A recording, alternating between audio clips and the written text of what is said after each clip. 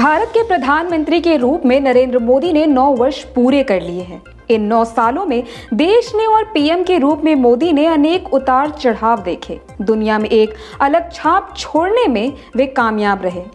BJP की अगुवाई में एनडीए ने बहुमत के साथ सरकार बनाई। बीजेपी देश की पहली ऐसी पार्टी बनी जिसे कांग्रेस के बाद केंद्र में अपने दम पर स्पष्ट बहुमत मिला हो। कांग्रेस को इस चुनाव में मात्र 44 सीटें मिली। नरेंद्र मोदी ने सत्ता में आने के बाद कुछ ऐसे बड़े फैसले लिए जिन्होंने देश की जनता पर सीधा असर डाला।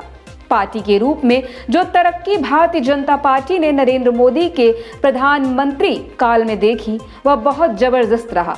लेकिन आंकड़ों की दृष्टि से भाजपा अब उतार की ओर जाती हुई दिखाई दे रही है। यह भी कहा जा सकता है कि साल 2024 के लोकसभा चुनाव में साल 2019 का रिजल्ट दोहराना भाजपा नेतृत्व के लिए किसी बड़ी और तगड़ी चुनौती से कम नहीं होगा।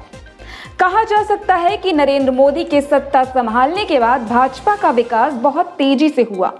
फिर अगले 5 साल में गिरावट आई। हालांकि तरक्की की रफ्तार तेज थी, गिरने की रफ्तार धीमी है, पर गिरावट आई है। कोई व्यक्ति या संगठन इससे इनकार कर सकता है, लेकिन आंकड़े गवाही दे रहे हैं कि भाजपा की तरक्की की राह में रोड़े आ गिरे हैं। आइए ऐसे ही कुछ फैसलों पर नजर डालते हैं। जन धन योजना। पीएम मोदी ने अपने कार्यकाल में 15 अगस्त 2014 को लाल किले की प्राचीन से जन धन योजना का ऐलान किया था। इसका उद्देश्य देश की आम जनता को बैंकिंग सिस्टम से जोड़ना था। 28 अगस्त 2014 को इस योजना का शुभारंभ किया गया। इस योजना के तहत खुले खातों में न्यूनतम बैलेंस रखने की कोई सीमा नहीं है। इसमें खाता धारकों को 1 लाख दुर्घटना बीमा भी दिया गया था। पीएमजेडीवाई की वेबसाइट के मुताबिक इस समय 49.03 करोड़ लोगों के पास जनधन खाते हैं, जिसमें करीब 1,97,183.68 करोड़ रुपए जमा है। महिलाओं के बैंक खाते खोलने पर इस योजना में मुख्य ध्यान दिया गया है। इस तरह से सरकार की तरफ से जारी की गई मदद और सब्सिडी सीधे लोगों के खाते में पहुंच रही है, जिससे इन्हें बड़ा फायदा मिला। नीति आयोग का गठन। प्रधानमंत्री नरेंद्र मोदी ने अपने पहले कार्यकाल में योजना आयोग की जगह नीति आयोग का गठन किया। नीति आयोग को मौजूदा समय में केंद्र सरकार का सबसे बड़ा थिंक टैंक कहा जा सकता है। बता दें कि साल 1950 में देश के पहले प्रधानमंत्री जवाहरलाल नेहरू ने योजना आयोग बनाया था। नीति आयोग का काम देश के विकास के लिए नीतियों और कार्यक्रमों का फ्रेमवर्क बनाना है। ये आयोग देश के अलग अलग राज्यों के साथ सहकारी संवाद को बढ़ावा देता है। ये न सिर्फ नीति निर्माण में सरकार की सहायता करता है, बल्कि सरकारी योजनाओं की निगरानी करने के साथ साथ उनको क्रियान्वित करने में भी महत्वपूर्ण भूमिका अदा करता है। स्वच्छ भारत मिशन। प्रधानमंत्री मोदी ने साल 2014 में सत्ता में आने के बाद देश में स्वच्छ भारत अभियान की शुरुआत की। इस योजना का मकसद लोगों को स्वच्छता के प्रति जागरूक करना था। पीएम मोदी की इस योजना को लोगों का काफी समर्थन मिला। साल 2014 में राष्ट्रपति महात्मा गांधी की जयंती के दिन यानी 2 अक्टूबर को इस योजना की शुरुआत पीएम मोदी ने की थी।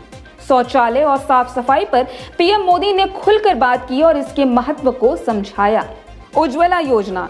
गरीबी रेखा से नीचे रहने वाले परिवारों को केंद्र सरकार उज्ज्वला योजना के तहत मुफ्त घरेलू गैस सिलेंडर एलपीजी उपलब्ध कराती है। मोदी सरकार ने इसकी शुरुआत 1 मई साल 2016 को की थी।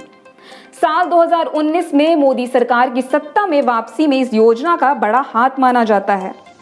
सरकार इस योजना के तहत करोड़ों मुफ्त कनेक्शन बांट चुकी है। महिलाओं के लिए योजना काफी लाभकारी साबित हुई थी। आयुष्मान भारत योजना। मोदी सरकार ने गरीब लोगों के इलाज के लिए आयुष्मान भारत योजना शुरू की। इस स्कीम के तहत बीपीएल परिवारों को 5 लाख रुपए तक का कैशलेस हेल्थ बीमा दिया जा रहा है। सरकार का कहना है इससे 10 करोड़ परिवारों को आसानी से सस्ता इलाज मिलेगा। 50 करोड़ लोग इस स्कीम के अंतर्गत लाभार्थी होंगे। साल 2018 में मोदी सरकार की इस योजना का ऐलान प्रधानमंत्री गरीब कल्याण योजना के तहत हुआ, जब दुनिया समेत भारत भी कोरोना की पहली लहर की चपेट में था। तब मोदी सरकार ने 26 मार्च 2020 को प्रधानमंत्री गरीब कल्याण योजना की शुरुआत की। इस योजना के अंतर्गत देश के करीब 80 करोड़ लोगों को सरकार मुफ्त अनाज दे रही है। कोरोना के बाद इसे अब तक 7 बार बढ़ाया जा चुका है। इस योजना के अंतर्गत प्रत्येक नागरिक को 5 किलो से अधिक अनाज दिया जाता है।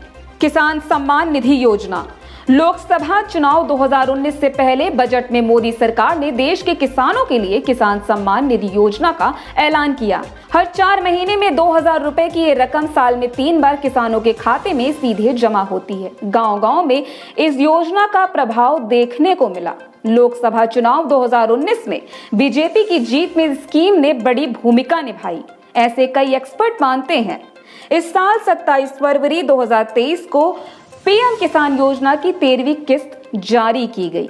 क्या नहीं खुलेंगे दक्षिण के दरवाजे?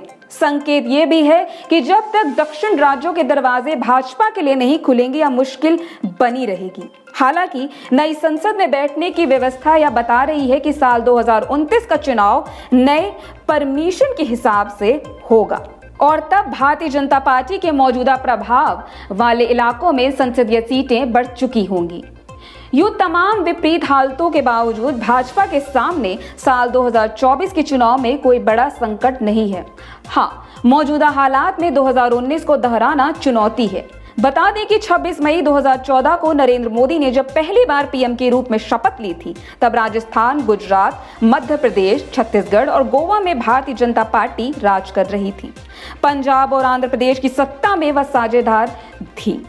कहने की जरूरत नहीं कि साल 2014 के आम चुनाव में नरेंद्र मोदी के चेहरे पर चुनाव लड़ने वाली भाजपा को सबसे ज्यादा 282 सीटों पर विजय मिली थी।